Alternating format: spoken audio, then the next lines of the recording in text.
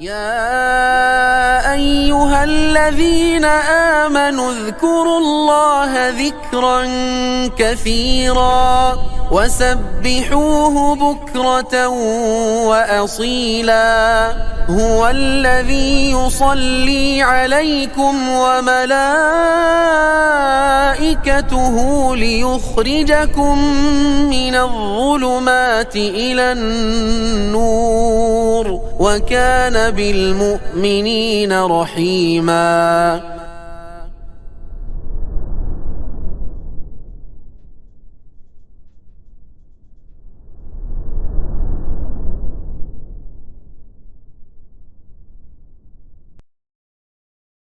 Assalamualaikum warahmatullahi wabarakatuh. Alhamdulillah mu'izzil islami binasrihi wa mudhillil kufri biqahrihi wa musarrifil umuri biqadarihi wa amrihi wa ma qadarullaha haqqa qadrihi ahmaduhu subhanahu wa ta'ala wa ashkuruh توالى علينا إحسانه وخيره وتتابع علينا فضله وبره وأشهد أن لا إله إلا الله وحده لا شريك له لا إله غيره ولا رب سواه وأشهد أن نبينا محمدا عبده ورسوله لا نبي بعده الذي شرح الله صدره ووضع عنه وزره وأتم له أمره فالصلاة والسلام عليه وعلى آله وأصحابه ومن تبعهم بإحسان إلى يوم الدين فإن أصدق الحديث كتاب الله وخير الهدي هدي محمد صلى الله عليه وسلم وشر الأمور محدثاتها وكل محدثة بدعة وكل بدعة ضلالة وكل ضلالة في النار. Amma ba'd, segala puji kita haturkan kepada Allah Azza wa Jalla yang mana dia adalah mu'izz al-Islam binasrih, yaitu yang memperkasakan Islam ini dengan pertolongan dan bantuannya, dan juga Allah Azza wa Jalla yang mengizlalkan kekufuran dengan kekuasaan dan kekuatannya, yaitu yang merendahkan kekufuran dengan qaharnya, dengan powernya, dengan kemahakuasaannya untuk memenangkan segala hal.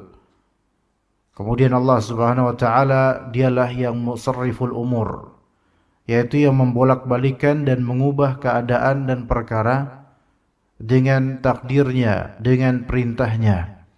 Namun sebagaimana kata Allah Azza wa Jalla, wa ma qadarullaha haqqa qadrih, mereka ini orang-orang kafir, terutama Yahudi, mereka tidak menghormati Allah Azza wa Jalla dengan sebenar-benar penghormatan dan pengagungan. Maka kita senantiasa memuji Allah Azza wa Jalla atas segala kenikmatan ini, kenikmatan Islam, kenikmatan ilmu syariah, kenikmatan menuntut ilmu, kenikmatan kemudahan untuk beribadah kepada Allah Azza wa Jalla, dan kenikmatan hidayah yang sampai sekarang alhamdulillah kita ini masih diberi hidayah oleh Allah Azza wa Jalla untuk senantiasa berislam, beriman dan berbuat ihsan sampai kemudian semoga sampai kepada husnul khatimah, dan sebagai cita-cita kita dimudahkan oleh Allah Azza wa Jalla di yaumil akhirah. Maka jemaah sekalian rahimakumullah, di antara nikmat yang Allah Ta'ala berikan kepada kaum muslimin adalah nikmat ilmu dan adanya murabbi atau pendidik dan pengajar ilmu, sehingga ilmu ini tersalurkan. Setelah sebelumnya Allah Ta'ala memberikan kepada kita وَجَعَلَ لَكُمُ السَّمْعَ وَالْأَبْصَارَ وَالْأَفْئِدَةِ, yaitu Allah Ta'ala menciptakan untuk kalian yaitu pendengaran dan penglihatan serta hati, yang mana as-sam' dan absar itu adalah gerbang ilmu, dan kemudian fuad itu adalah wi'a'ul ilm. Jadi pintunya ilmu ada di pendengaran dan di penglihatan. Sebagaimana kalau kita belajar English, yang mana language atau Arabic language, yang mana bahasa itu adalah modal untuk mendapatkan ilmu yang besar. Maka bahasa itu kan dimulai dari beberapa skill. yaitu skill atau listening skill dan juga reading skill. Dan listening skill itu yang paling awal sebelum reading. Bagaimana kita bisa read something ya without listening before, gitu kan. Bagaimana kita bisa membaca suatu pronunciation atau suatu kalimat tanpa pernah mendengar sebelumnya kalimat tersebut. Ya. Sekarang ada teman saya dulu di pesantren membaca someone dengan someone. Membaca angel dengan angel. Why? Kenapa? Karena belum pernah ada listening before. Belum pernah mendengar lafalnya bagaimana. Maka ini berarti ini ayat di antara ayat-ayat Allah, tanda-tanda kekuasaan Allah. Allah menjadikan sama' terlebih dahulu disebutkan dalam Al-Quran sebelum al-absar. Dan itu berulang kali. Selain itu juga kronologi aktivasi terhadap dua kelakuan badan atau dua perbuatan anggota tubuh ini, sama' dan basar ini, aktivasinya dimulai dari sama' terlebih dahulu daripada absar dalam kehidupan insan dan mungkin juga sebagian hewan. Di kehidupan kita manusia, ketika kita lihat bayi, maka lebih dulu mendengar untuk mendengar informasi dan suara-suara, mempelajarinya dari telinga terlebih dahulu. Sementara penglihatan itu masih tertutup, walaupun terbuka secara zahir, tapi secara fungsi itu masih tertutup atau masih berbayang-bayang. Maka sama' itu yang lebih awal, jemaah. Sama' lebih awal. Dan juga di kalangan Arab dahulu kala, sama' pendengaran untuk mendapatkan informasi wahyu itu lebih awal dibandingkan bisa ngebaca. Padahal orang Yahudi dan Nasara mereka bisa baca. Tapi kenapa lebih unggul orang-orang Arab? Karena mereka mendengar wahyu dari Rasulullah, dari Allah Azza wa Jalla melalui malaikat Jibril ke Rasulullah kemudian kepada para sahabat. Maka sama' ini sangat penting. Sama' ini, pendengaran ini sangat penting. Kemudian penglihatan. Dan seterusnya disebutkan al-fuad, yaitu hati. Al-fuad, hati. Dan fuad ini baru disebut fuad ketika memang sudah menampung ilmu. Tampungannya berasal dari mana? Dari salurannya, dari telinga dan juga dari mata. Listening dan juga reading. Maka ketika seseorang disebut tidak bisa mendengar dan tidak bisa melihat, maka khalas, tidak ada lagi ilmu pada kalbunya. Mungkin secara biologis kalbunya ini hidup, tapi secara spiritual dan religius kalbunya bisa mati karena tidak ada ilmu di dalamnya. Jadi yang menghidupkan kalbu itu adalah ilmu, dan kehidupan ilmu di mudzakarah, kata para ulama.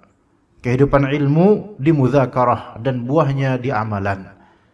Jadi hayatul qalbi yaitu al-ilm asy-syar'i, dan hayatul ilmi al-mudzakarah. Mudzakarah itu yaitu senantiasa mengingat dan mengulang-ulang ilmu. Ya.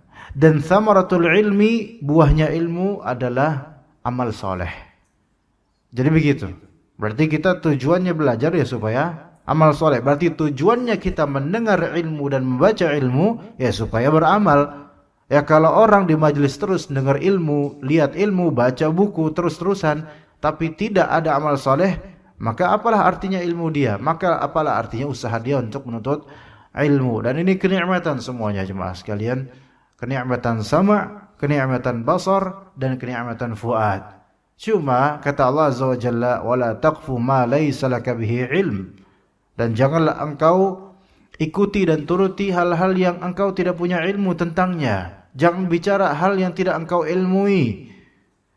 Inna sam'a wal basar wal fuada kullu ulaika kana anhu mas'ula.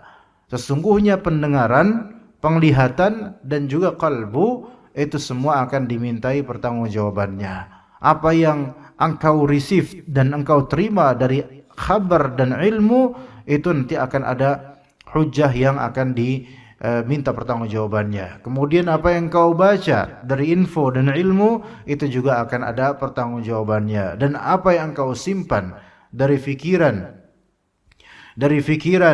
yang terus menerus dan dari ilmu yang ada padanya itu juga akan ditanya oleh Allah Azza wa Jalla. Ya, begitu ya jemaah sekalian. Tapi itu semua kenikmatan. Jadi menuntut ilmu ini suatu nikmah yang kalau misalnya kita syukuri dengan amal soleh, maka itu akan menjadi pahala yang berlimpah. Dan kalau misalnya kita blokir ilmu ini dengan hanya koleksi saja, maka itu akan menjadi hujah atas kita yang memberatkan akhirat kita. Namun semoga Allah Subhanahu wa taala memaafkan diri kita ini, karena kita ini muqassir, yaitu kurang sekali dalam beramal dan menerapkan ilmu kita. Kata Allah Azza wa Jalla, kalla lamma yaqdi ma amarah. Tidak seperti yang dipikirkan.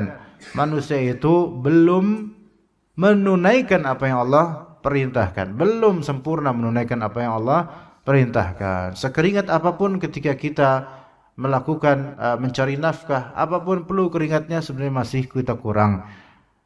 Dan seletih apapun kita salat berjamaah, kita menuntut ilmu, kita beramal, apapun keletihan itu, sebenarnya kita masih banyak kekurangan dalam beramal. Ya, maka jangan ada di antara kita yang mentazkiyah diri kita. Kata Allah Azza wa Jalla, mentazkiyah itu merasa diri kita sudah suci tanpa kesalahan. Fala tuzakku anfusakum huwa a'lamu biman ittaqa. Maka janganlah kalian mentazkiyah, yaitu merekomendasikan dan menganggap sudah bersih dan suci diri kalian. Allah Ta'ala lebih tahu siapa yang bertakwa. Baik, kita menuju ke kitab di masalah, yaitu kini di halaman 31 dari terjemahan, dan juga saya akan membacakan versi Arabiknya, dan juga untuk yang live streaming alhamdulillah di layar juga insyaallah akan ada teks Arabiknya diusahakan oleh tim kita, hafizahumullah. Kita akan bahas yaitu peran dan kewajiban pendidik dan pembimbing. Peran dan kewajiban pendidik dan pembimbing yang dibicarakan oleh Imam Ghazali dan juga para imam lainnya dari para ulama. Taib, dikatakan oleh Ibnu Qudamah al-Maqdisi rahimahullah, wa ammal muallimu fa'alaihi wadhaifu aidha. Jadi muallim, yaitu guru, ustaz, itu fa'alaihi, ya, memiliki, jadi juga orang tua yang insyaallah akan mendidik anak-anaknya, maka memiliki atau memikul beberapa peran, beberapa tugas dan kewajiban. Min dzalika asy-syafaqatu 'alal muta'allimin. Di antara peran dan tugas seorang pengajar, ustaz, orang tua terhadap peserta didiknya atau anaknya, yaitu harus memiliki syafaqah terhadap muta'allimin. Syafaqah itu sayang. Ya, muta'allimin peserta didik, anak asuh, peserta didik, anak-anak didik atau anak kandung. Syafaqah. Makanya kalau orang bernama Syafiq artinya penyayang. Syafaqah artinya rasa sayang. Dan syafaqah itu rasa sayang yang ada keharmonisan, kehangatan, kelembutan dan keinginan baik terhadap yang disayang. Itu syafaqah. Ya, perempuan jadi syafiqah, laki-laki syafiq. Ya. Kemudian juga wa an yujrihim majra banihi, dan memperlakukan peserta didik, yaitu murid-murid, seperti majra banihi, yaitu selayaknya anak-anak mereka, gitu loh. Ya, murid-murid itu ibarat anak gitu baginya. Memperlakukan, memberikan treatment seperti anak dari segi kasih sayang dan perhatian. Ya. Adapun dari segi pengen ngehukum dan cubit, nah ini kadang-kadang tega nggak tega lah, itu nggak sama dengan anak ya. Karena kok anak sendiri kadang-kadang kita nggak tega untuk menghukum anak sendiri, tapi anak orang lain kadang kita melampiaskan kekesalan hidup kita pada mereka. Kadang-kadang begitu. Ya. Tapi kalau misalnya kepada murid, apalagi zaman sekarang ya, sebaiknya memperlakukan peserta didik seperti anak-anak mereka, seperti anak-anak, maksudnya seperti anak sendiri gitu, majra banih. Dan kemudian wala yatlubu ala ifadatil ilmi ajra, tidak mencari ajr, yaitu upah dalam upaya mentransfer ilmu kepada mereka. Di sini wala yatlubu, tidak meminta, tidak meminta ala ifadatil ilmi ajra, tidak meminta ganjaran, fulus atau paket atau makanan atau pemberian. Ajr di sini adalah yaitu ismun jami' lima yu'ta gitu, yaitu segala jenis yang bisa diberikan oleh murid atau wali murid atau orang yang ngaji sama kita, ya itu adalah ajr, ya upah. Itu yang mereka berikan. Nah, seorang muallim, guru, ustadz, dai dan semisalnya itu jangan minta. Ya, karena itu akan menurunkan muru'ah dan bisa berpotensi, muru'ah itu kewibawaan, dan bisa berpotensi yaitu menurunkan kualitas keikhlasannya kalau minta. Tapi ini akan ada rincinya insyaallah taala. Nah, jadi pada asalnya kalau kita mengajar ilmu syar'i yang bermanfaat untuk dunia akhirat, maka tidak meminta apapun dari ajar. Dan itu adalah tracknya para nabi. Ya, la as'alukum alaihi ajra in ajra illa ala Allah. Aku tidak meminta dari kalian ganjaran, ya. La as'alukum, aku tidak meminta suatu ganjaran pun. Tapi ganjaranku ada pada Allah Azza wa Jalla. Entah itu ganjaran duniawi atau ukhrawi, diserahkan pada Allah. Jadi tidak ada objektif dan juga intention untuk mencari atau mendapatkan apa? Upah duniawi dari dakwah ini. Begitu, itu pada asalnya. Taib, maka misal seorang dai diundang ke suatu masjid dan semisalnya, pada asalnya dia tidak layak untuk meminta ajr. Ajr itu adalah apa? Yaitu upah. Tolong nanti saya minta kajian, saya minta amplop isinya harus 2 juta. Enggak boleh kurang, boleh lebih. Ya, kalau pas ya kok gitu kan, ya misalnya.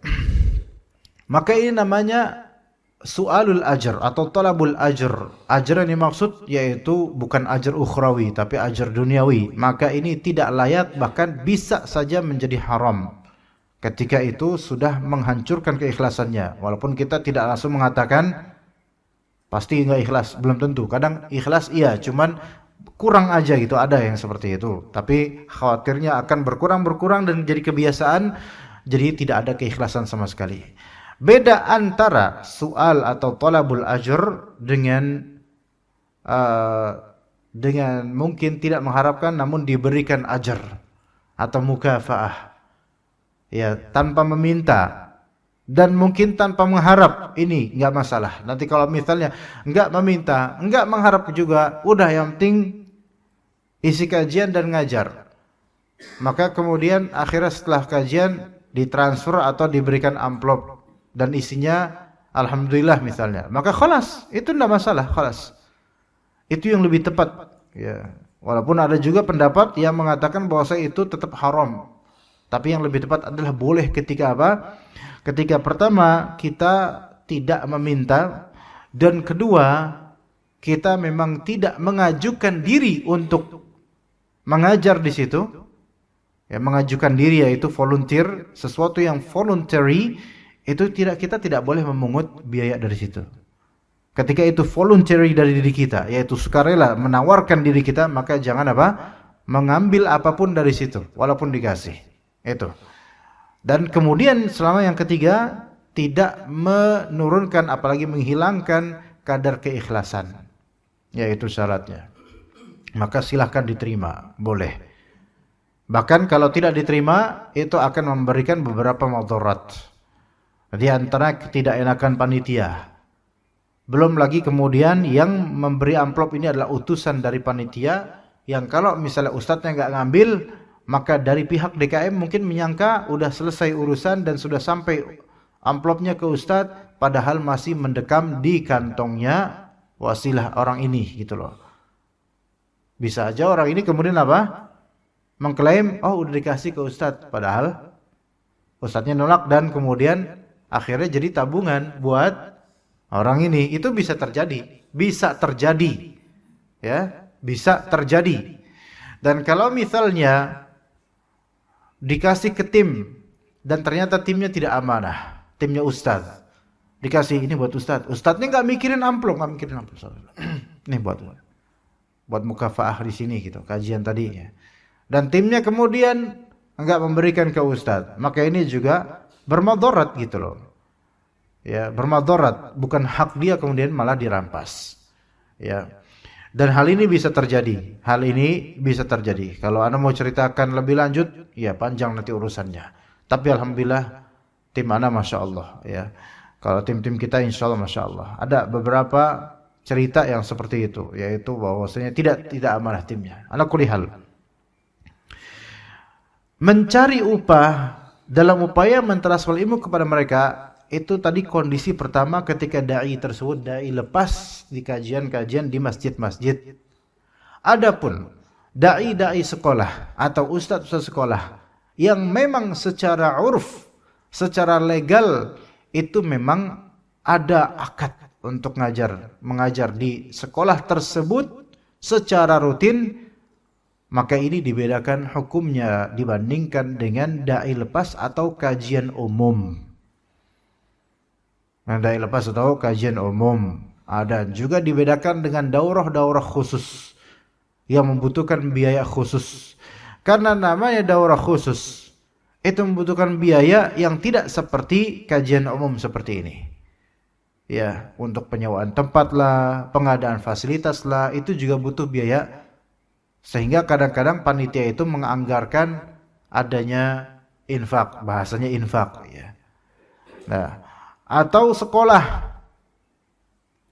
yayasan atau sekolah dan semisalnya, atau ta'lim formal di masjid yang dibina oleh masjid, namun mengadakan iuran bagi orang tuanya, wali murid misalnya, baik secara, nah di sini nanti ada rincinya banyak nih, nanti akan anak sebutkan sedikit. Kalau di sekolah atau semisalnya pesantren, itu kan membutuhkan dana untuk building, dana SDM, stabilitas pesantren, listrik dan seterusnya. Banyak hal, complicated, tidak rata satu hal gitu, tapi banyak hal yang harus dipenuhi. Maka membutuhkan biaya dan dana. Bahkan kadang-kadang donatur monster saja tidak cukup. Donatur monster, bukan masa donatur bilang monster ya. Maksudnya donatur apa ya? Donatur raksasa aja tidak cukup gitu loh. Dan bahkan kalau misalnya tidak dipungut biaya, dikhawatirkan orang tua atau wali murid akan meremehkan sekolah ini, dan murid-murid juga tidak merasa punya beban amanah untuk belajar. Maka akhirnya dilazimkan untuk bayar SPP. SPP sampai sekarang Anda nggak tahu kepanjangannya. Apa artinya SPP? Coba. SPP. Hah? Setoran pulang pergi. Sumbangan. Pendidikan. Tuh kan? Apalah arti nama lah, yang penting esensinya gitu kan. Lafalnya kan sumbangan. Sumbangan itu kan infak, sedekah. Padahal sebenarnya ini bukan sedekah. Ini masuk ke dalam akad ijarah sebenarnya. Jual beli jasa. Dan itu sah, boleh. Apakah ini bukan upah? Ini upah, mukafaah. Upah, ratib, gaji bulanan untuk guru, atau mungkin pekanan, atau mungkin per sesi. Nah ini tidak masalah gitu loh. Ini tidak masalah. Bedakan dengan dai lepas yang sifatnya voluntary atau sifatnya undangan. Bukan sifatnya guru tetap dan semisalnya atau freelance, bukan. Tapi undangan. Seperti kita sekarang misalnya. Maka itu beda ya. Ketika itu adalah di pesantren, di sekolah dan semisalnya, maka ini ada akad di situ. Kalau tidak ada akad, akan hancur pesantren dan akan aur-auran SDM, ya enggak? Coba misalnya di satu pesantren, murid ada sekian ratus, guru ada sekian puluh, enggak satupun dari mereka pakai akad.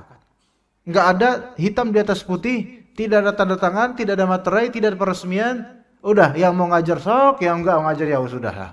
Kira-kira jadi enggak tuh pesantren? Insya Allah enggak jadi. Hancur. Semaunya nanti, maka diperlukan penertiban dengan akad, dengan SOP, ketentuan, persyaratan, peraturan dan seterusnya, kurikulum. Maka terjadilah yang terjadi. Maka yang seperti ini masuknya dalam akad ijarah dan ini boleh. Dan ini boleh, tidak masalah. Bahkan ketika misal sang ustadz bilang, ustadz pesantren misalnya, dia ngajar apa? Ngajar English, bahasa Inggris, yang mana di pesantren itu sangat jarang dibudidayakan bahasa Inggris misalnya. Dan itu ilmu langka untuk anak pesantren. Namun harus effortnya harus lebih gitu loh. Jadi kan sekarang jangan mau pesantren itu ketinggalan zaman dengan sekolah-sekolah lain atau pesantren modern. Maka ini bahasa Inggris diberdayakan juga selain bahasa Arab. Membuat jadwal di Meding kursus bahasa Inggris ya dan seterusnya dan seterusnya. Guru ini memberikan effort yang lebih dibandingkan guru lainnya. Misalnya ada guru bahasa ada guru lainnya misalnya guru ilmu tauhid misalnya. Yang mana udah cuman materi di kitab selesai dah gitu aja. Tapi yang bahasa Inggris ini harus praktek, ngumpul lah, tiap ini ada sesi khusus untuk percakapan dan seterusnya, melebihi jatah dari guru-guru yang ilmunya simple dengan kitab, yaitu tauhid, tentang tafsir ya. Jadi ini butuh penerapan lebih. Berarti butuh jam terbang lebih untuk ngajar anak-anak murid atau pesantren. Kemudian guru bahasa Inggris ini bilang ke TU atau mungkin ke bagian administrasi atau bagian keuangan, afwan, ana mengajukan ingin raise my pay gitu, apa sih istilahnya Indonesianya itu ya? Naik gaji. Ana pengen naik gaji. Hah? Iya, insentif atau itu bahasa keren ya, bahasa asiknya sih naik gaji. Ana pengen naik gaji. Kalau enggak dinaikin, ana enggak naik-naik gitu. Anda yang bakal mundur, tolong Anda naik gaji. Ada gaji Anda mungkin sekarang 4 juta, tapi effort Anda tuh lebih dari ustadz-ustadz lain yang jam terbangnya di bawah Anda, tapi mereka kok sama dengan Anda 4 juta. Anda pengen sekarang ditambah. Waduh, Ustadz mau berapa, Ustadz? 4 juta 100. Ya, Ustadz nanggung banget 4 juta 100. 100 ribu doang, Allah musta'an. Ini kan gak usah minta, Ustadz. Enggak, Anda bercanda katanya. Anda pengen 5 juta. Boleh enggak? Jangan kemudian TU-nya atau administratornya bilang, Ustaz, kita ini kan namanya dakwah ya, kita kan pesantren ya. Baiknya sih kita ikhlas gitu ya. Udah kasih segitu ya udahlah gitu. Saya aja nih TU aja ya 3 juta gitu kan. Padahal saya pusing loh, uang di samping saya banyak tapi cuma 3 juta gitu. Nggak bisa, pokoknya saya pengen naik banding, saya maunya 5 juta. Ya udah ya, saya ngomong ke mudir dulu ya. Mudir pakai huruf dal bukan pakai huruf dot. Kadang-kadang mudir itu mudir ya pakai dot, yaitu membahayakan ya. Nah di sini ya udah mudirnya kemudian diajukan. Mudir menghadap kemudian ke guru itu. Ustadz mudir, Anda nih udah mengeluarkan effort lebih. Anda deserve dan berhak mendapatkan yang lebih dari apa yang Anda dapatkan sekarang.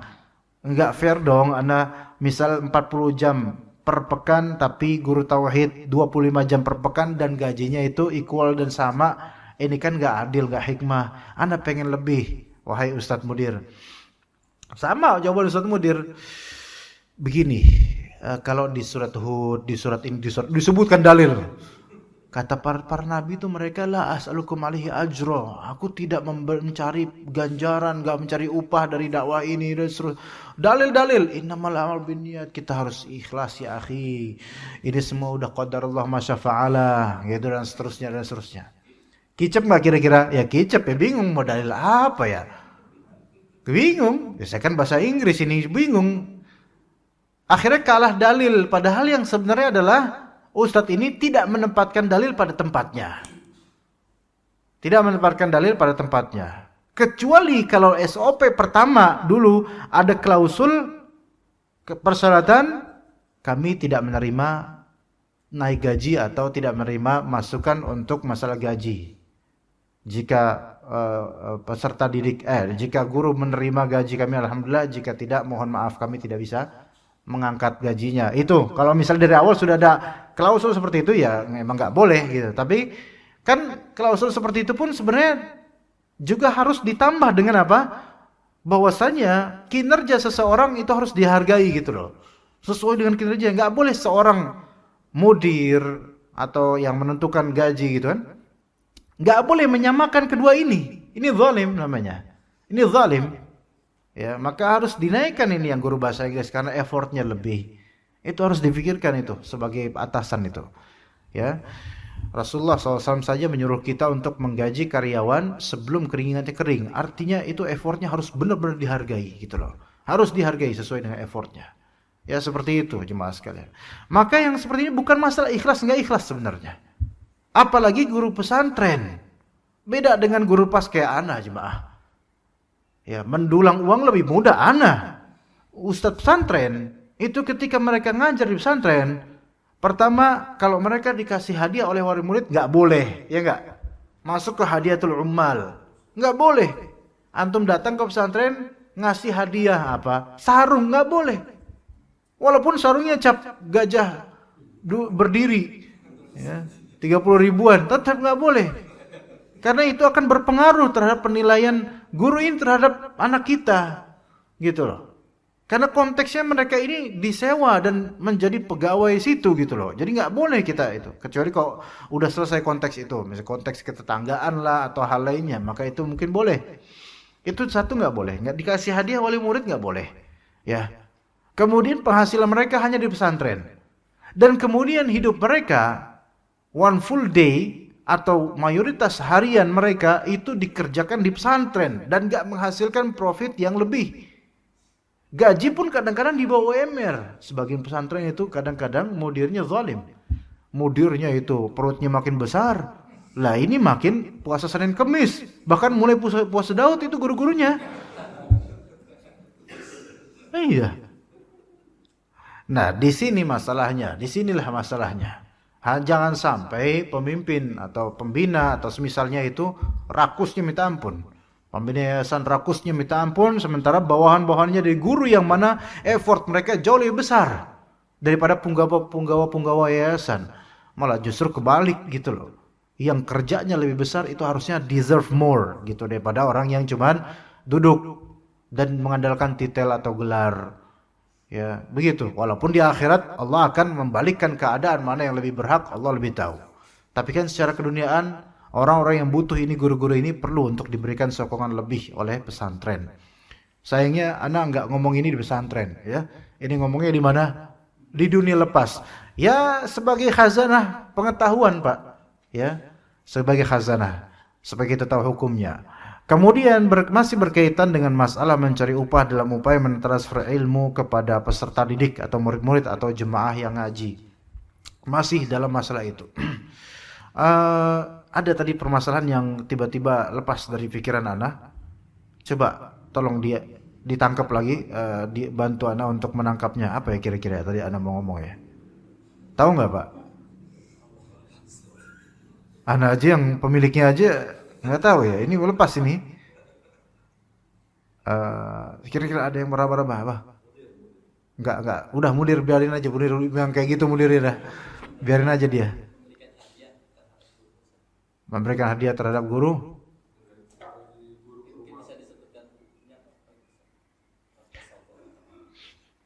Menggaji guru ke rumah? Les gitu? Kayak les gitu, Pak? Nah, iya, tambahan. Tapi gurunya guru sekolah. Oke, taib. Ya. Rincian masalah itu ya. Ketika tidak ada agreement sebelum kajian berapanya atau diberikan atau tidak, nggak ada agreement sebagaimana kajian lepas pada umumnya. Maka apa yang diberikan oleh panitia kepada ustaz itu semua hukumnya adalah hadiah, bukan hadiah secara akad muamalahnya hadiah. Ya. Dan secara tuntunan sunnahnya mukafaah namanya. Mukafaah itu secara tuntunan sunnahnya. Mukafaah itu pemberian timbal balik kebaikan. Kata Nabi SAW,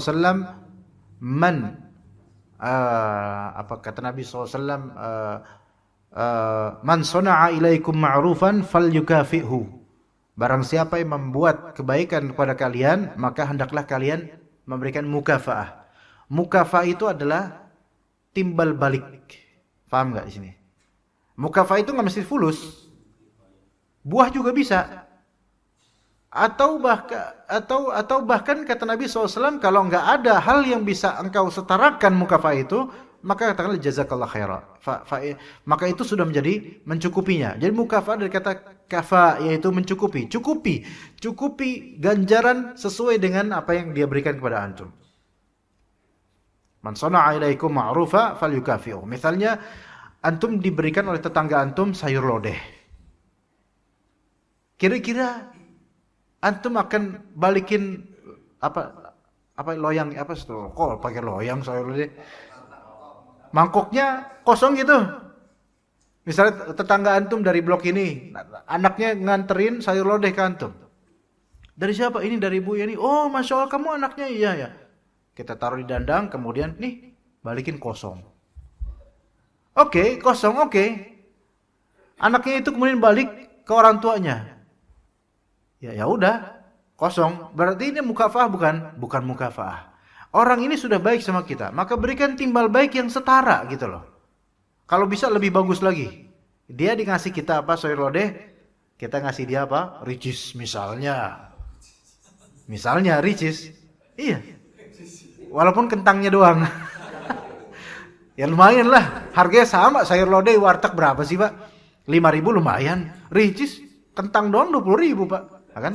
Nah, saya bukan promosi, saya bukan pegawai juga ya. Artinya lebih bagus gitu loh. Ya, masih ada labelnya lagi dan masih hot lagi, Masya Allah. Ini namanya mukafaah. Mukafaah itu nggak mesti fulus, gitu loh, nggak mesti fulus. Nah, secara sunnahnya dianjurkan adalah mukafaah. Misalnya, anda datang sini, anda pulang, kemudian antum kasih sesuatu ke anda. Misal, anda nggak mengharapkan gini, ya, maksudnya kasih sesuatu. Buah-buahan misalnya, ini buat antum Ustaz. Loh, Masya Allah, ada apa nih Pak? Ada apa nih Pak? Kok misalnya ngasih anak buah gitu? Kok ngasih buah gitu? Mukafaah Ustaz sebagai apa? Timbal balik ganjaran dari kami kebaikan Ustaz, misalnya ngajar sini. Misalnya gitu, itu mukafaah. Kemudian dia bilang, sebenarnya sih Anda ngarepinnya bukan buah Pak. Nah, kok kayak gini? Ini namanya nggak tahu diri. Ini namanya nggak bagus ya, nggak bagus kayak ini. Apa sih maunya Pak? Anak kayaknya, aduh sekarang motor anak nih udah agak sulit, udah susah motor anak sebenarnya berharap sih motor. Ya ini nggak boleh seperti ini. Ya, ini berarti dari awal apa? Ada harapan untuk diberikan ganjaran ajr, mukafaah. Itu secara sunnahnya Rasulullah memerintahkan begitu. Ya, maka kalau misalnya udah berbuat baik ustadznya ngajar tapi nggak dikasih apa-apa, jazakallahu khair pun nggak, maka ini kurang baik, nggak sesuai sunnah. Kemudian secara fikih ini masuknya adalah hadiah jika tidak ada agreement sebelumnya. Ya enggak? Hadiah. Bukan rotib, bukan gaji. Rotib itu gaji. Rotib itu disebut gaji karena ada gaji rutin, pokoknya rotib, tertib gitu. Ya. Nah, secara akad, secara muamalah masuknya hadiah. Hadiah. Ya. Bukan masuk gaji, bukan masuk akad ijarah, enggak. Bukan fee, bukan, tapi hadiah, beda. Nah, artinya kalau hadiah, apapun yang dikasih, ya nerima gitu loh. Nerima, enggak boleh kemudian, ya kok segini misalnya. Enggak boleh. Kalau enggak ada agreement sebelumnya. Jadi misalnya VCM mengundang, Ustaz, bisa nggak kajian subuh hari ini gitu, tematik misalnya sekali ini aja. Oke bisa, udah habis itu oke datang, nggak ada agreement apapun soal nominal atau ganjaran, nggak ada. Nah pulang kemudian, nggak dikasih apa-apa Ustaznya. Ustaz, silakan Ustaz pulang Ustaz, malah digituin malah. Tafadhol Ustaz. Oh iya, ustadznya lama-lamain, lama di kok gue nggak dikasih ya, lama banget ya. Yang lamain, ya BAB dulu gitu kan, kemudian ya lupa pura-pura nyari sendal dulu, sendal saya mana ya, nggak ada gitu. Padahal dia tahu sendalnya mana. Biar nih kayaknya panitia lupa nih, biar inget nih, kita lamain nih. Ya jatuh dulu, bangkit lagi, jatuh, ya. Panitia yang ngeliatin aja, nah apa nih ustadz ya, gitu kan? Ya dilihatin aja gitu ya. Kemudian ke parkiran, nyetarter nggak jadi lama. Kok nggak dikasih ya Ustaz gitu. Ini berarti ngarepin, makanya nggak boleh, sebenarnya nggak boleh kayak gini, nggak boleh. Ya karena nggak ada agreement sebelumnya. Terus pulang ya saya assalamualaikum ya gitu. Ya disalamain gitu. Pulang tuh udah tadinya hati hijau, udah mulai dongkol ini. Kurang ajar murid-murid kayak gini nih. Gak bakal saya kesana. Gak bakal lagi dan bakal saya omongin ke ustaz lain. Jangan mau kesana. Loh kenapa Ustaz? Karena nggak dapat apa-apa gitu. Nah, misalnya gitu. Maka ini nggak boleh. Kenapa? Mengharapkan hadiah. Mengharapkan hadiah itu nggak boleh. Ya, mengharapkan hadiah nggak boleh. Adapun kalau dikasih, alhamdulillah bersyukur aja gitu aja, udah selesai. Gitu. Ya, udah jalan. Sampai rumah ngecek WhatsApp. Kok nggak ada WhatsApp dari dia? Siapa tahu kan nanya nomor rekening kan, mungkin kelupaan kali gitu kan. Nggak ada sampai seminggu, 2 minggu. Oh udah, awas aja. Ya, lihat nanti. Sebulan depan panitia nunggu lagi. Assalamualaikum warahmatullahi wabarakatuh. Afwan Ustaz, kaifa haluk? Gimana kabar antum? Barakallahu fikum. Waalaikumsalam. Dah? Udah. Afwan Ustaz, kami ingin mengundang Ustaz gini. Wow, panitia ngomong gitu lagi di masjid yang sama. Ya. Tak lama kemudian panitia itu melihat profil picture Ustaz berubah. Yang tadinya ada gambar, sekarang sudah berbentuk tidak ada gambar. Ngerti gak artinya? Diblokir Ustaznya. Gak, cerita ini soalnya gak ada sih, gak ada yang kayak gini ya. Gak, cuman pendekatan aja supaya antum paham ya gitu. Bahwasanya kalau emang itu hadiah gak ada agreement, gak boleh kita ngarepin gitu loh. Jangan ngarepin hadiah dari orang gitu loh. Tapi ketika ada agreement, ada janji atau ada agreement dari panitia, Afwan Ustaz nanti insya Allah ongkos kirim lagi apa namanya? Ongkos travel, apa namanya? Transportasi. Biaya transport insya Allah akan kami tanggung nanti setelah kajian. Nah, itu kan berarti ada wa'ad, yaitu janji. Janji akan memberikan sesuatu. Secara akad memang tetap hadiah. Tapi secara syar'i ini masuk ke dalam janji dan itu masuk ke hutang. Maka ketika mau pulang Ustadznya, maaf nih, kan agreementnya tadinya antum janji ke ana ada biaya transport, boleh nggak ana minta sekarang? Ah ini boleh, karena apa? Ini menagih janji, boleh, gitu loh. Itu bedanya. Atau ada perjanjian sebelumnya, walaupun ini nggak layak, bilang dari awal Ustaz dia undang, antum bisa nggak mengajar di sini, ngisi kajian di sini tanggal sekian jam sekian. Bisa insya Allah, tapi ana qadarullah lagi butuh untuk transport juga. Ana nggak bisa kalau nggak ada pakai transport misalnya. Oke Ustaz, nanti kira-kira berapa Ustaz misalnya? Ya standar aja lah, mungkin berapa ratus ribu misalnya. Misal disebutkan nominalnya. Oke Ustaz, siap. Maka ini menjadi apa? Ijarah, akad ijarah. Karena udah ada agreement terhadap jasa kita ngajar di sini. Ya, ketika ini terjadi, kalau misalnya itu adalah di WhatsApp misalnya ngomongnya nggak masalah. Kemudian nanti penyerahannya boleh di dalam masjid atau di luar masjid. Begitu, baik transfer atau cash itu. Seperti itu. Itu masuknya ijarah.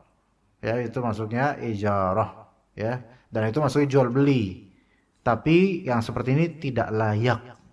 Bahkan sebagian ulama mengharamkannya karena ini seperti meminta ya. Wallahu a'lam.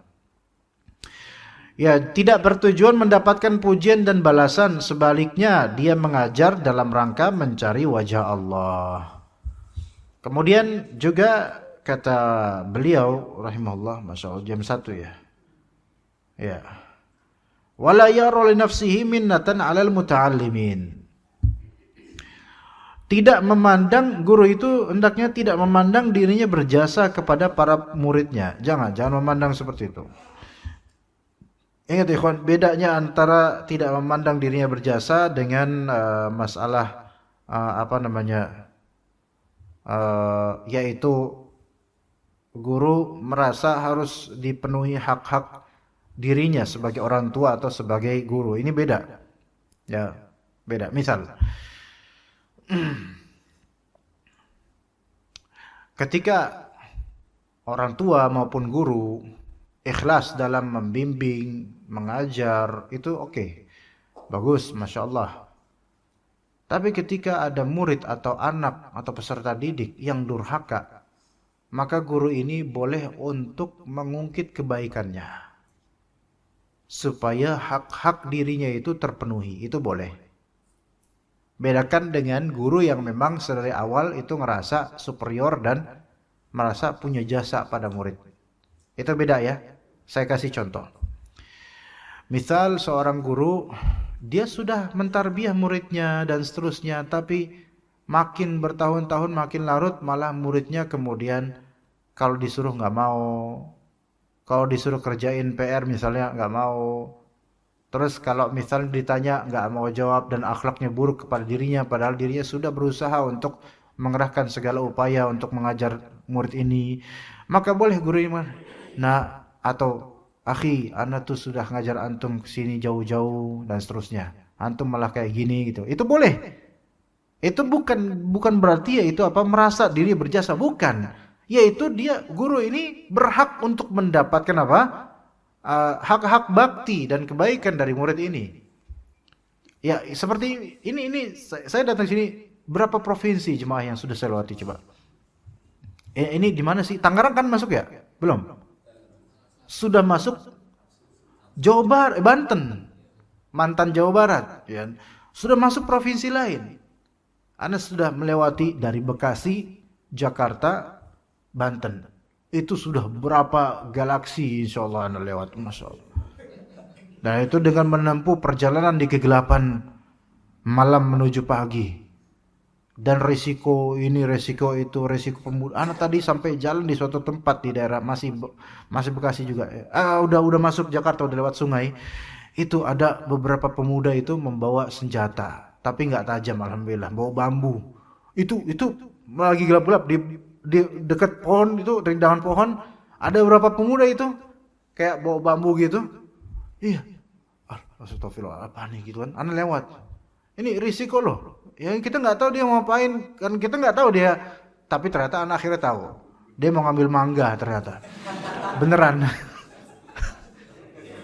Iya, karena dekat pohon mangga. Iya. Ya husnudzonnya Anda gitu. Lewat, iya pada itu dekat pohon mangga, ini lagi mau nyodok-nyodok gitu. Mau ngambil pohon mangga, ini tenang gitu hati, alhamdulillah ya. Iya. Karena Anda nggak punya mangga ketika itu. Nah kemudian misal sampai sini udah berusaha betul-betul. Dan juga sejujurnya tadi malam juga Anda ada kajian. Dan habis kajian pun malamnya ada kajian lagi, selesai jam 9:30. Kajian keluarga, tapi kajian Zoom ya. Tapi lumayan ya, namanya belum makan belum apa gitu kan. Ya, dan juga habis itu malam agak nggak bisa tidur gitu kan. Sejujurnya tadi malam Anda nggak begitu bisa tidur pulas gitu. Bahkan mungkin baru jam 12:30 tidurnya. Bukan karena mikirin antum, sama sekali Anda nggak mikirin antum. Bukan, karena ada hal lain. Nah itu kemudian misal sampai sini, Anda ngeliat antum tidur berjamaah. Iya, kira-kira gimana? Boleh nggak Anda bilang, ya akhi antum janganlah tidur kayak gini. Anda kecewa ngeliat antum, jangan seperti antum terus kemudian, Ustaz harus ikhlas, Ustaz nggak boleh. Ini bukan masalah ikhlas nggak ikhlas, dan bukan masalah kita superior atau kita merasa berjasa pada antum. Tapi Anda punya hak untuk didengar. Kalau mau tidur 1-2 orang nggak apa-apa, asal jangan ngorok. Tapi kalau berjamaah, ini namanya apa? Menghinakan, bahkan merendahkan hak Anda sebagai orang yang udah jauh-jauh. Makanya seperti ini nggak apa-apa. Ini nggak apa-apa. Karena apa? Anda berhak untuk didengar. Bukan masalah merasa berjasa. Bedakan. Kalau merasa berjasa itu adalah ketika misalnya ya antum misalnya antum ada masalah. Kemudian nanya ke Anda, saat ini ada masalah pada keluarga Ana hampir cerai sama istri Ana, nggak tahu Ana mau cerai apa enggak nih Ustaz, Ana pengen dapat pendapat Ustaz gimana, secara syar'i gimana Ustaz, istri Ana kayak gini, anak-anak juga kayak gini. Terus Ana bilang, jangan cerai, bertahanlah, solusinya begini. Nah gitu kan, lakukan. Nah, sebulan kemudian antum datang ke Ana, Ustaz, jazakallah khair, alhamdulillah Ustaz, ya Allah berkat nasihat Ustaz, alhamdulillah rumah tangga Anda langgeng sampai sekarang, dan bahkan kita saling mencintai sesuatu lebih dari sebelumnya, misalnya, alhamdulillah, terima kasih. Gitu dong, aneh. Coba kalau maksud lain antum tanya, mungkin udah cerai antum. Nah kok kayak gini gimana? Ini kan merasa sok berjasa, ini beda. Iya, karena antum ngomong aneh dan ada pengalaman, maka Anda kasih solusi buat antum, makanya. Besok-besok kalau bisa abis nanya itu jangan kayak kemarin, abis nanya gak ada apa-apaan. Iya, pas sudah selesai cuma jazakallah khairan doang gitu. Jadi merasa berjasa. Orang kalau berjasa pasti nagih. Nagih apa? Nagih pujian dan nagih imbalan. Itu kalau merasa berjasa. Begitu jemaah sekalian. Taib. Apakah ada pertanyaan setelah ini sampai sini? Ada soal jemaah sekalian? Pertanyaan? Sebelum kita tuntaskan paragraf ini, ya. Tidak ada? Jelas? Oke, kita lanjutkan sedikit insyaallah. Kemudian setelah tidak merasa berjasa kepada para muridnya, bal yaral fadla lahum idh hayya'u qulubahum littaqarrubi ila Allah Ta'ala bi zira'atil ilmi fiha. Malah justru sebaliknya keutamaan adalah milik mereka. Sebab mereka telah menyiapkan hati mereka untuk mendekatkan diri mereka kepada Allah dengan menanam ilmu di dalamnya. Apa maksudnya di sini? Wahai guru, jangan memandang diri sendiri itu berjasa kepada para murid. Sebaliknya, keutamaan itu, pandanglah keutamaan itu adalah milik para murid, yaitu mereka ada dari mereka keutamaan itu.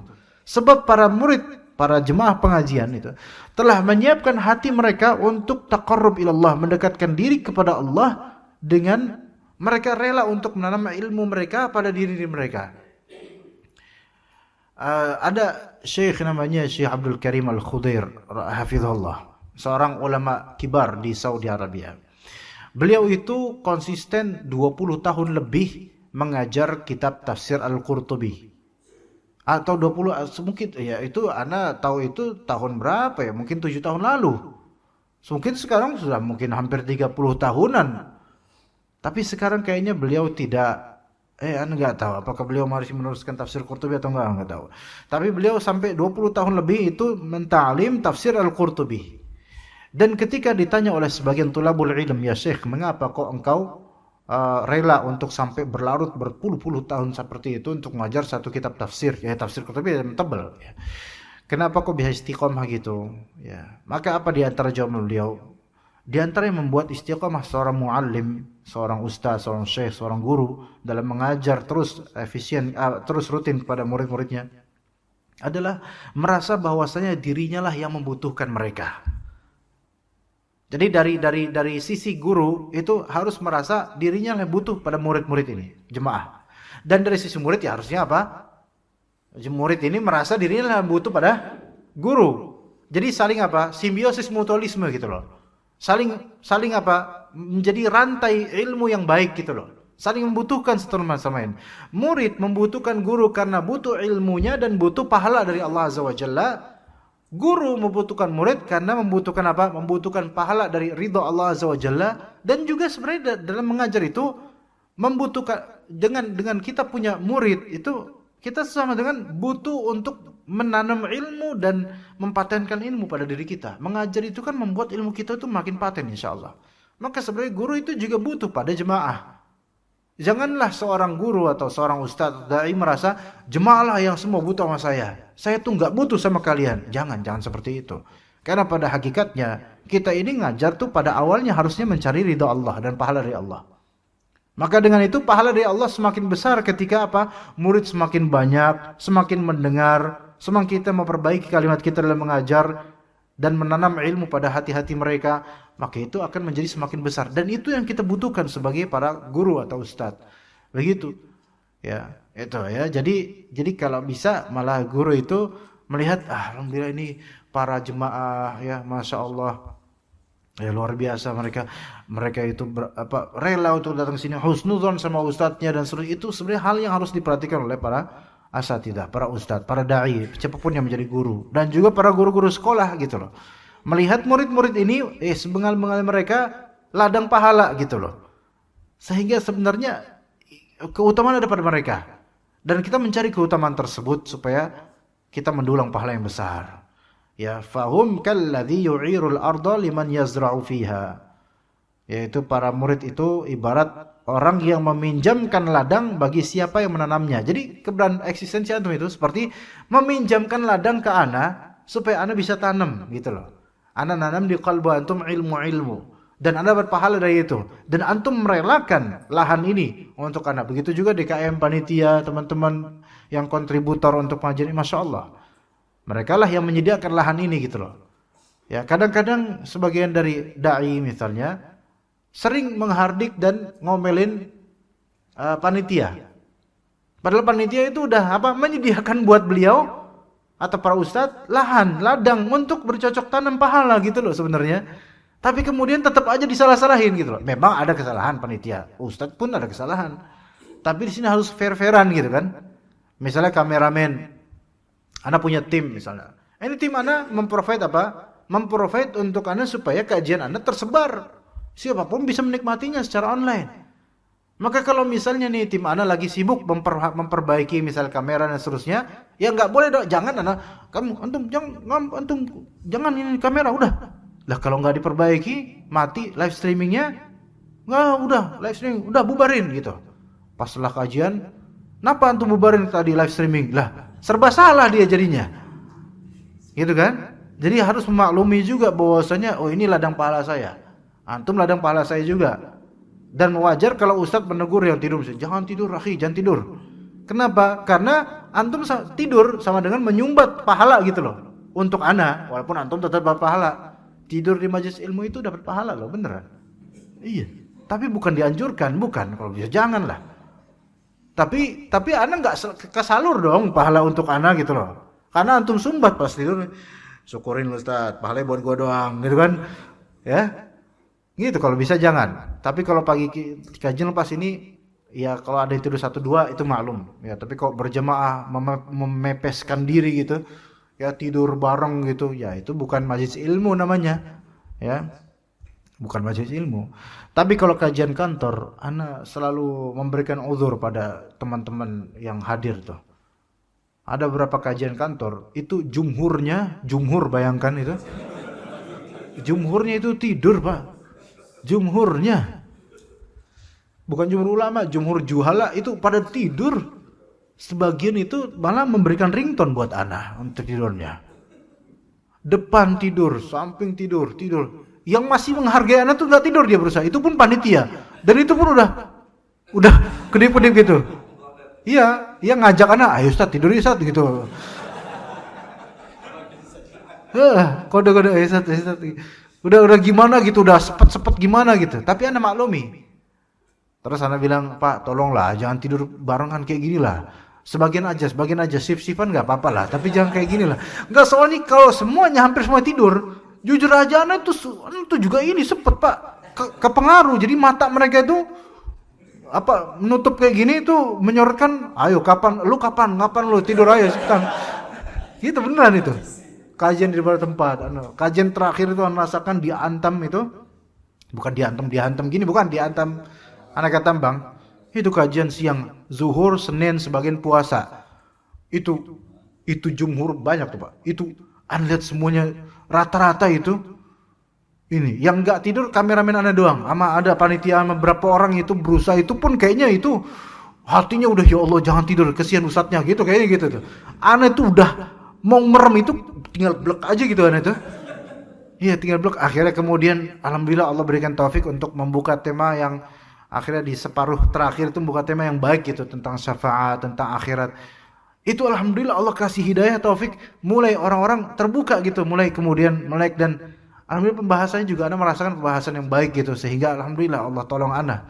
Itu benar, itu paling susahnya kajian itu bukan menata kalimat jemaah. Itu kajian-kajian kantor siang hari yang jumhurnya tidur, kita harus performa, tapi kita tergoda untuk terus tidur, ayo tidur. Udah gitu capek juga. Itu masalah paling berat itu. Berat sekali. Minum tetap aja, diperhatiin muka malu, nanti nggak enak dilihat orang. Itu paling berat jemaah. Tapi ya di situ hal yang pahalanya ikhwan. Kadang-kadang sejujurnya pernah beberapa kali ana saking capek untuk kajian misalnya, ana memang tidur ketika ngajar kajian, beneran. Tidur 2 detik, 1 detik. Sampai kalimat ana itu nyambungnya jauh. Beneran itu pernah terjadi. Beberapa kali.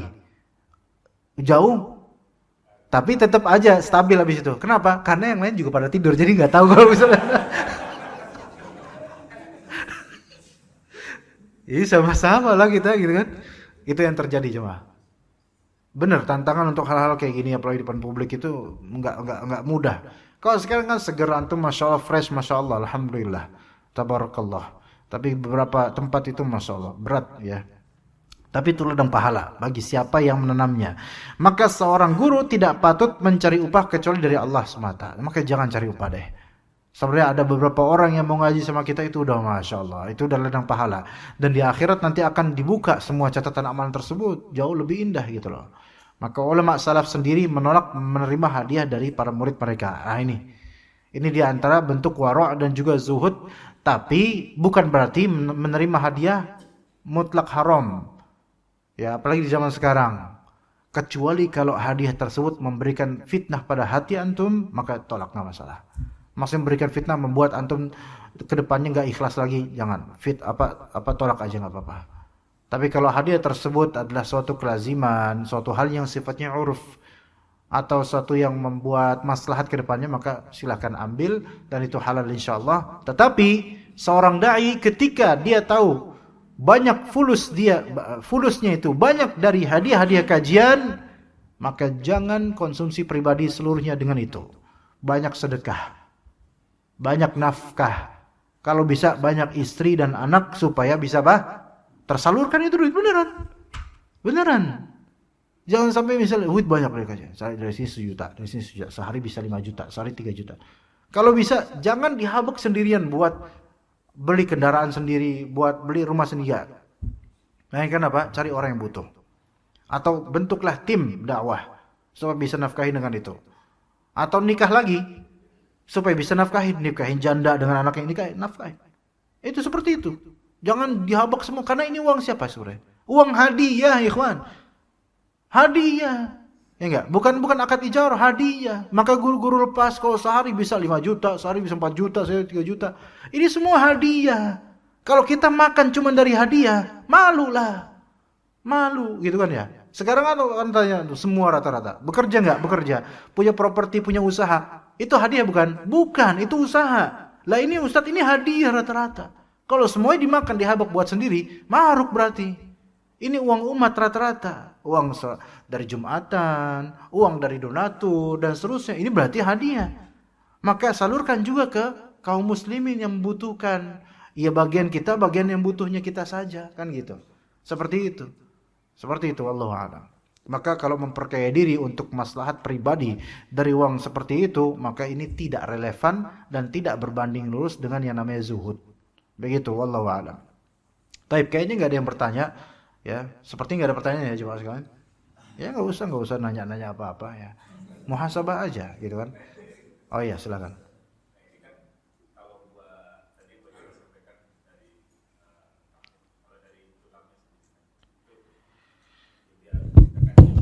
Kajian juga biar bisa dibilang mukafa'ah ya yakfi itu tadi. Kalau kita mau beri hadiah pada mudarris atau ustadz gitu, nah itu seberapa layak? Ya, bukan mudarris, ustadz lah mungkin ya, yang ustadz lepas. Kajian lepas. Berapa? Maksudnya apa nih? Berapa? Ya maksudnya ya kan biar bisa dianggap setimpal kan Ustadz ya, kan mukafa'ah itu kan maksudnya memberikan yang. Sebenarnya uang seberapa pun nggak setimpal, Pak. Ya, antum misalnya kajian, antum mau ngasih anak misalnya 3 juta. Ya, fadol, nanti Anda tunggu ya, nanti insya Allah. 3 juta misalnya. Itu nggak setimpal dengan apa yang diberikan, karena yang diberikan adalah suatu ilmu yang bermanfaat gitu loh, Pak. Lebih dari uang, gitu. Tapi udah ada duitnya. Ya kan kadang kita yang sebagai mengundang, kita yang panitia gitu kan Ustaz. Nah itu sifatnya uruf, Pak. Urf. Kembalikan ke uruf tempat dan zaman. Uruf tempat adalah daerah situ kisaran berapa? Tanya ke panitia lain, normalnya berapa? Bukan dikembalikan kepada kalkulasi bensin. Kalau kalkulasi bensin 30.000, Pak. Itu mulai pelecehan ke Ustadz. Amplop 30.000. Ustadz kalau kelebihan enggak apa-apa buat Ustadz aja. Ya salam, udah 30 dibilang kelebihan lagi. La haula wala quwwata illa billah. Dikembalikan ke uruf. Jadi uruf itu berlaku biasanya untuk dia berlaku di sini uruf karena syariat tidak membatasi. Maka kembali ke muamalah maliyah. Ketika tidak ada had dalam dalil, maka dikembalikan pada uruf. Tidak ada batasan dalam dalil, dikembalikan pada uruf. Nah, uruf yang berlaku itu uruf tempat dan masa. ngasih ke Ustadz amplop di tahun 2010 tidak sama dengan tahun 2025 karena ya kenaikan rupiah, kenaikan dolar dan seterusnya itu berpengaruh. Itu berpengaruh, bukan masalah materi atau enggak, emang itu berpengaruh pada kebutuhan ustadznya atau kebiasaan jemaahnya. Nah, juga uruf yang berlaku biasanya masjid yang besar ya tentu beda dengan musola misalnya gitu. Itu juga pertimbangan. Dan juga pemasukan masjid itu juga berpengaruh terhadap pengeluaran terhadap untuk masalah-masalah ini gitu loh. Jadi sampai misalnya diundang ke Istiqlal, dikasih ustadznya 200.000, kali ikhlas dikasih 2 juta, kan domplang banget. Ini nggak bisa seperti ini. Kembali kepada urf tempatnya juga. Daerahnya Jabodetabek beda dengan Kendal. Beda, tahu Kendal kan Pak? Kendal yang ada Wuleri, ada apa itu loh, Kendal. Iya. Uruf di misalnya Jakarta Selatan, Blok M Square, ya jangan samain dengan kajian di Alas Roban. Ya beda lah, di Alas Roban di hutannya lagi, ya beda lah. Itu syukron jazakallah khairah aja udah bagus itu kalau di sana. Iya nggak tahu itu jemaahnya jin-jin mungkin nggak tahu namanya hutan. Tapi kalau misalnya di Blok M Square ya jelas ini beda lah. Ya karena effortnya beda, jemaahnya beda, pemasukannya beda, itu kembali kepada urf. Begitu. Wallahu a'lam. Seperti itu, nggak ada batasan. Ya, wallahu a'lam. Ya seperti itu. Ya. Orang tua dulu. Silakan Bapak. Antum kalau mau balap usianya dulu baru antum boleh duluan. Silakan Pak. Baik, assalamualaikum warahmatullahi wabarakatuh. Waalaikumsalam. Jazakallahu khairan katsira atas ilmu Ustaz. Saya ingin menanyakan Ustaz mengenai apa yang Ustaz tadi sampaikan, bahwa seorang guru terhadap seorang muridnya dia punya hak untuk meminta haknya yang tadi Pak Ustadz sampaikan. Meminta haknya karena seorang murid ini meminta haknya. Iya, karena kelakuannya yang nggak bagus, kemudian dia menyampaikan kamu udah saya begini. Nah, maksud saya dalam satu keluarga, apakah seorang suami terhadap anak atau istrinya bisa juga melakukan hal demikian? Artinya mungkin kelakuan daripada anaknya ini ada sesuatu yang nggak benar, kemudian disampaikan, kamu ini udah kasih ilmu, udah kasih ini masih kelakuan seperti gini, baik istri maupun anak. Bagaimana Ustaz? Demikian. Assalamualaikum warahmatullahi wabarakatuh. Waalaikumsalam warahmatullahi wabarakatuh. Jazakallah khair. Pertanyaan bagus Pak. Dan itu juga ada isyarat tadi jawaban saya juga serupa dengan menjawab itu juga insyaallah, tapi saya ulang. Bahwasanya kata Allah Azza wa Jalla, ya ayyuhalladzina amanu la tubtilu shadaqatikum bil manni wal adha. Wahai orang beriman, janganlah kalian membatalkan pahala amalan sedekah kalian dengan al-man dan adha. Man itu ngungkit dan juga adha itu nyakitin orang yang diberi sedekah. Jangan dihancurkan pahala dengan dua kelakuan itu. Bahkan al-man itu termasuk dosa besar. Ngungkit termasuk dosa besar. Maka ini hukumnya asalnya haram, kecuali mengungkit karena ingin menuntut hak yang tidak tertunaikan, maka ini diperbolehkan. Iya, ini diperbolehkan. Misalnya kalau mau dalil, di antara dalilnya, masih ingat gak Nabi Yusuf alaihissalam ketika sudah menjadi menteri tambang, ya kan? Beliau kan ketika itu jadi menteri tambang gitu, pertambangan, khazainil ard, bukan tambang doang sih, penghasilan bumi, hasil bumi. Apa bahasa sekarang tuh menteri apa sih? Pertanian gitu loh, kayak gitu. Dan hasil bumi. Nah, itu kan kemudian beliau kenapa milih jadi menteri itu, jadi penguasa dalam hasil bumi? Karena beliau tahu orang-orang Palestina, karena aslinya beliau dari sana, Palestina. Beliau kan dari menteri pertambangan di Mesir. Orang Palestina keadaannya ketika itu banyak kekurangan, pancaklik, miskin dan seterusnya. Beliau tahu itu. Suatu saat saudara Nabi Yusuf pasti akan ke Mesir untuk mencari penghasilan dan barter barang. Dan merupakan tradisi ketika itu orang-orang Palestina banyak yang ke Mesir untuk barter, mendapatkan makanan. Akhirnya datang saudara Yusuf datang. Ya, wajah ikhwatu Yusuf fadakhalu alaihi fa'arafahum wa hum lahu munkirun. Datang itu mereka. Nabi Yusuf tahu ini mereka siapa, karena udah berbelas atau sekian tahun nggak bertemu kan.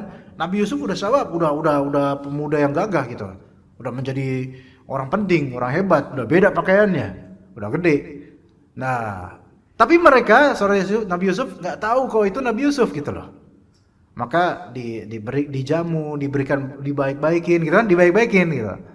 Apa permintaan Nabi Yusuf? Saya pengen apa? Datangkan itu nih biakhilakum min abikum.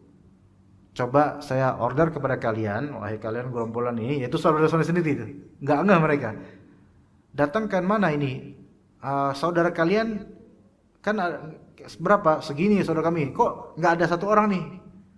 Ya, enggak ada saudara dari bapak gitu. Yang mana itu Binyamin maksudnya. Mana? Kok enggak ada itu saudara dari bapak? Ini berakting gitu Nabi Yusuf seolah-olah ingin apa sensus dan semisalnya. Mana yang satu lagi kan? Saya nggak bakal ngasih kalian tambahan dari makanan kecuali kalau kalian datangkan kepada saya saudara kalian juga. Ala tarawna gimana? Anni ufil kaila wa ana khairul munzilin. Kalian kan tahu saya itu adalah orang yang memenuhi timbangan dengan sempurna. Maksudnya saya itu profesional. Wa ana khairul munzilin, dan saya itu menjamu kalian dengan baik. Disebutkan kebaikannya. Dua kebaikan Nabi Yusuf ketika itu. Saya profesional dalam masalah ini, saya tidak akan mengkhianati kalian dalam masalah ini, dan saya sudah menjamu kalian dengan penjamuan yang baik. Maka sekarang itu saya ungkit tadi supaya kalian tunaikan hak perintah saya sebagai pemerintah di sini, yaitu datangkan siapa saudara kalian. Tuh, di sini ini dalilnya apa? Bolehnya mengungkit untuk menuntut hak ditaati. Karena ini Nabi Yusuf ketika itu adalah menteri apa tadi? Pertaniannya. Kan ini boleh ulil amrinya situ gitu loh. Dan kalian datang ke sini nagih sesuatu, maka atau minta sesuatu, maka kalian harus turuti saya. Saya berhak ditaati. Saya udah memberikan kalian terbaik. Maka saya ungkit ini supaya kalian taat pada saya. Datangkan itu. Kalau enggak kalian datangkan, saya enggak mau ngasih lagi. Itu bukti bahwasanya boleh kita mengungkit hak ya kalau belum tertunaikan. Dan untuk seorang bapak maka itu boleh terhadap istrinya atau terhadap anaknya. Untuk seorang ibu juga boleh terhadap anaknya dan juga terhadap suaminya. Iya. Begini, seorang bapak misalnya terhadap istrinya. Nah, istrinya ternyata menolak untuk melakukan hubungan badan padahal dalam kondisi thahirah, yaitu suci. Kenapa kamu kok enggak mau sama saya? Padahal saya tuh udah nafkahin kamu harian. Itu boleh. Karena apa? Karena si perempuan ini, istri ini tidak menunaikan haknya, padahal dia telah menunaikan hak perempuan ini, yaitu nafkah. Begitu juga dengan anak. Misalnya anak udah dinafkahin dari kecil, dididik di disekolahin dan seterusnya, sampai gede. Nah, kamu kok gede jadi begajulan gini, nah, kok kayak gini? Bapak itu sebenarnya pengen kamu jadi anak soleh. Bapak udah didik kamu, udah biayain kamu, udah sekolahin kamu kok kayak gini. Ini ngungkit memang, tapi ini anak ini, bapak ini punya hak untuk dibaktikan padanya dan diwujudkan cita-cita baiknya. Maka boleh seperti itu. Nggak boleh anak kemudian membantah, Pak harus ikhlas atuh, nggak boleh kayak gitu. Kalau emang mau berkorban aja, minta pahala dari Allah, nggak boleh nuntut dari saya. Nggak, anaknya salah. Istri misalnya udah memenuhi kebutuhan biologis suaminya, udah berusaha taat pada suaminya, tapi kemudian suaminya KDRT misalnya. Istri bilang, Mas, aku kan udah memenuhi semua keinginanmu, udah bakti sama kamu Mas, tapi kok kamu malah mukul saya. Ini gak apa-apa, karena hak dia untuk apa? Disayang gitu loh.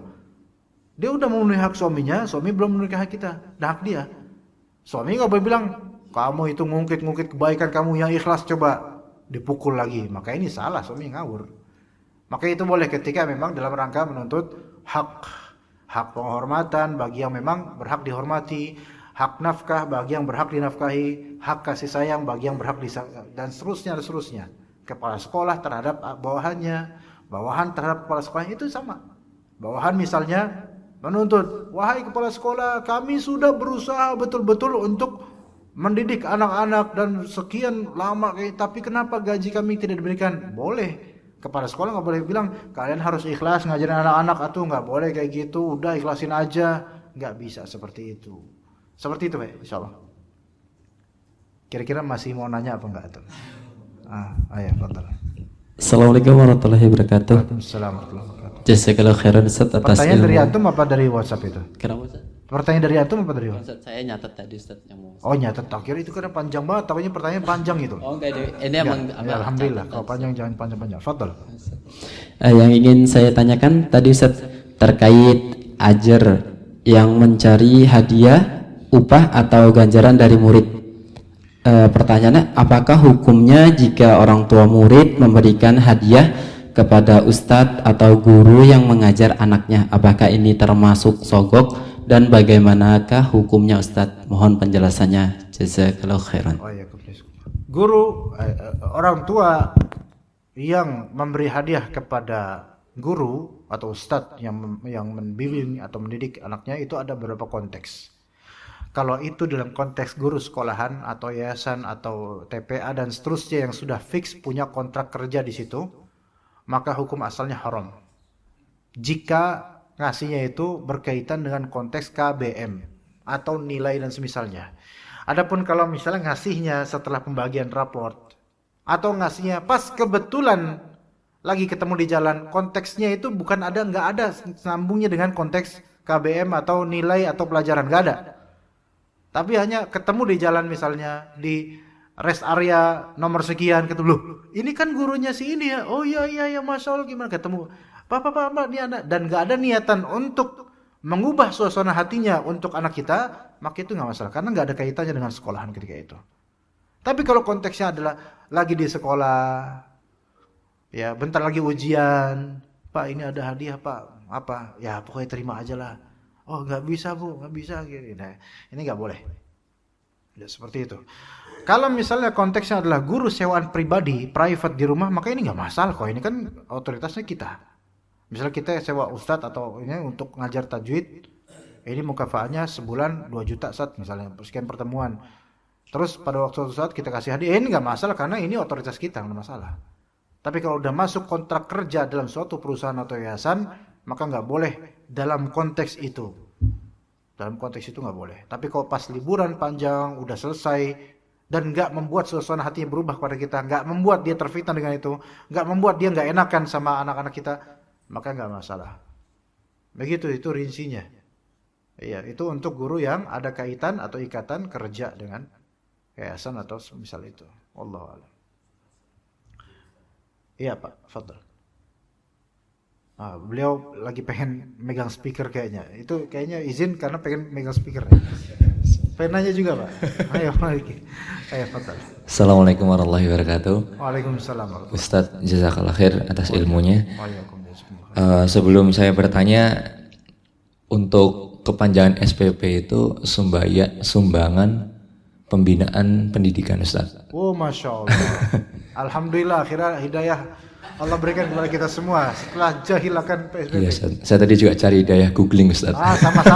Sama-sama. Iya. Tapi Ustadz izin. Jadi ada beberapa sering saya alami ketika di kantor, banyak teman-teman yang belum mengaji gitu Ustadz ya, dan mereka melihat saya sudah mengaji, jadi banyak yang minta waktu untuk diskusi gitu, minta nasihat, ada yang bahkan sampai berhari-hari berepisode-episode gitu. Tapi ternyata dia nggak mengamalkan apa yang saya sampaikan, padahal sebenarnya saya juga mengacunya ilmu yang saya sampaikan itu ya dari ustadz-ustadz dan di beberapa artikel-artikel yang mungkin di konsultasi syariah dan lain sebagainya seperti itu. Tapi dia nggak mengamalkan. Kira-kira kalau saya kayak menuntut dengan tadi yang seperti yang Ustadz, pendekatannya Ustadz seperti itu, apakah diperbolehkan? Ibaratnya kamu itu menghabiskan waktu saya tapi kamu nggak mengamalkan, terus nanti datang lagi ke sini, datang lagi ke saya, terus nanti curhat-curhat lagi tapi nggak ada penyelesaian gitu. Kira-kira bagaimana Ustadz? Syukran Ustadz. Assalamualaikum warahmatullahi wabarakatuh. Tadi tentang SPP, sumbangan apa tadi? Pamung Praja. Apa tadi sumbangan apa ya? Sumbangan pembinaan pendidikan. Oh iya, kalau UKT kan, uang kuliah tunggal.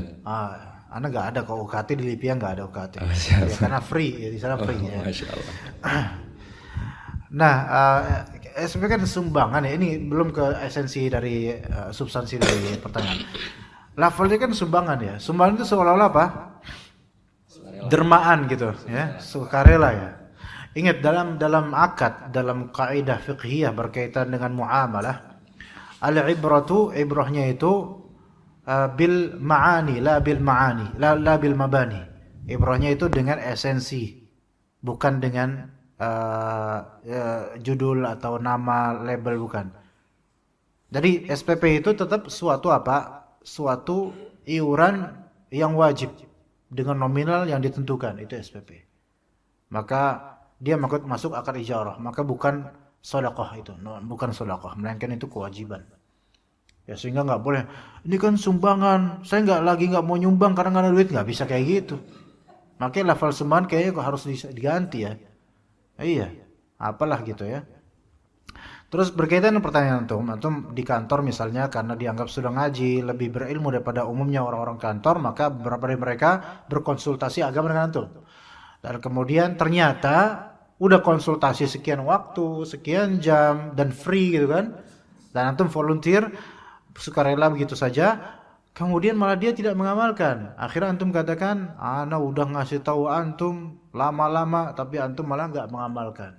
Maka jawaban ana sebaiknya kalimat ana sudah menghabiskan waktu lama buat antum sebaiknya dihindari. Kenapa? Karena konteks antum ini adalah konteks hanya memberitahu. Kayak gitu loh. Untuk masalah dia mengamalkan atau enggak itu sebenarnya bukan urusan antum. Gitu loh. Itu urusan lepas dia, di urusannya dia gitu loh. Mengeluh, ya itu. Ya mungkin cuman kan udah dikasih tahu, cuman gitu aja. Jangan memposisikan diri seolah-olah saya kan sudah berbuat begini-begini ke antum. Enggak, karena antum di sini konteksnya bukan gurunya dia. Antum hanya konteksnya orang yang dia kebetulan dia tanya, terus antum jawab gitu aja. Jadi jangan merasa adanya jasa di sini gitu loh. Jadi cukup kasih tahu, kan udah kasih tahu waktu itu. Antum kenapa nggak mengamalkan? Udah cukup kayak gitu. Jangan kemudian diungkit masalah berapa jamnya atau sudah lama antum menghabiskan waktu dalam dia, jangan. Karena kalau kayak gitu Rasulullah SAW pasti akan mungkin para sahabatnya nggak mengamalkan selalu gitu. Gitu. Karena Rasulullah SAW itu juga merelakan dirinya untuk memberikan ilmu kepada siapapun ketika itu. Ya. Maka mungkin Rasulullah hanya mengatakan, ala hal balagh, bukankah sudah aku katakan padamu? Nah, paling gitu doang. Tapi nggak sampai aku sudah menghabiskan waktu denganmu begini begitu, enggak. Karena nggak ada kontrak di sini, nggak ada urusan dengan itu. Seperti itu. Ya. Iya. Saya misalnya di sini ana mengatakan gini. Ya, hal-hal gini, ini haram, ini haram. Ya, ternyata antum masih aja kayak gitu. Di luar. Nggak mengamalkan apa yang anda sebutkan tadi, ya misalnya. Ya anda boleh negur antum, kan tadi udah bilangin jangan kayak gini gitu. Boleh kayak gitu. Tapi jangan sebutin anda sudah capek-capek dari Bekasi. Ini tadi ada orang mau nyari mangga dan terus ceritain lama. Antum kok kayak gini, cuma gitu doang. Nggak mengamalkan, ya nggak perlu. Yang itunya nggak perlu. Ya urusan orang mengamalkan apa yang kita berikan itu urusan berikutnya lain itu. Baik, kita cukup sampai sini insyaallah. Jazakumullah khairul jaza atas karya antum. Barakallahu fikum jami'an. Semoga bermanfaat untuk ana dan juga antum. Sallallahu ala nabiyyina Muhammadin wa ala alihi wa sahbihi ajma'in. Subhanakallahumma bihamdika asyhadu an la ilaha illa anta astaghfiruka wa atubu ilaik. Assalamualaikum warahmatullahi wabarakatuh.